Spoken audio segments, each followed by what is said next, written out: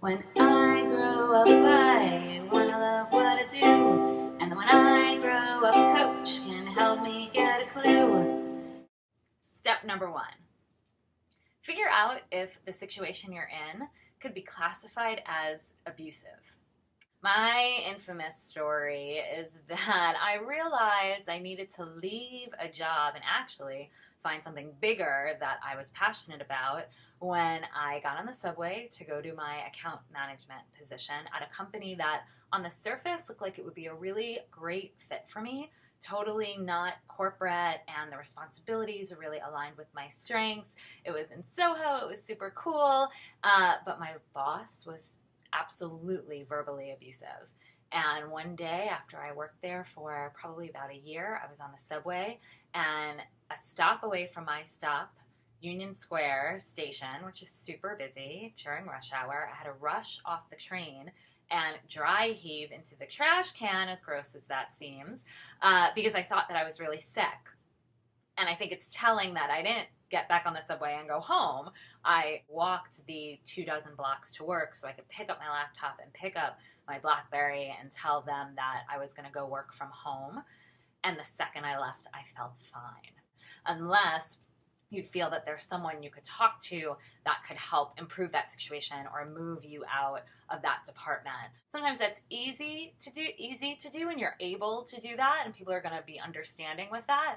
And sometimes, and I'm always shocked whenever I hear this, sometimes even if HR or your boss's boss gets multiple complaints about this one person, they might still have this weird loyalty to him, which is what happened to me. And they're just going to have to wait until someone files a sexual harassment claim, which is what happened to my verbally abusive boss about a year after I left.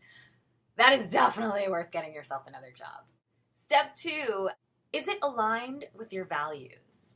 Are the values of the company, the values of your management team, the values of your department aligned with what's important to you personally? Studies have shown that we work harder for our values than we ever do for our money. So you have to really make sure that the company's values and what you're providing to the company aligns with your values. And if it doesn't, then it's probably never going to be a good fit, and it's time to look for something else. Step 3, and how to decide whether it's worth staying in your job in 3 easy steps, is to ask yourself what this job is giving you, and if the positives outweigh the negatives.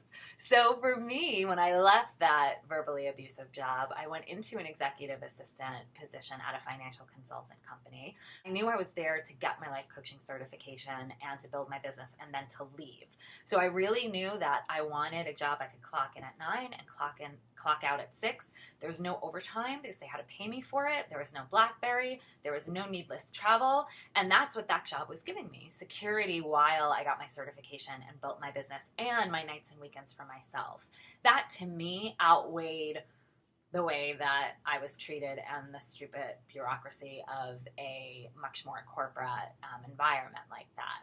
So think about what your job is giving you. Hopefully it's working in the field that you're really passionate about, or hopefully it is giving you the energy you need to write your novel after work and on weekends. And that might be enough for you to say, you know what?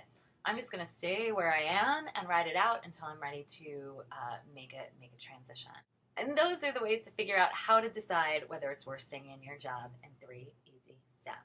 Hope it's been helpful. Bye. That was amazeballs.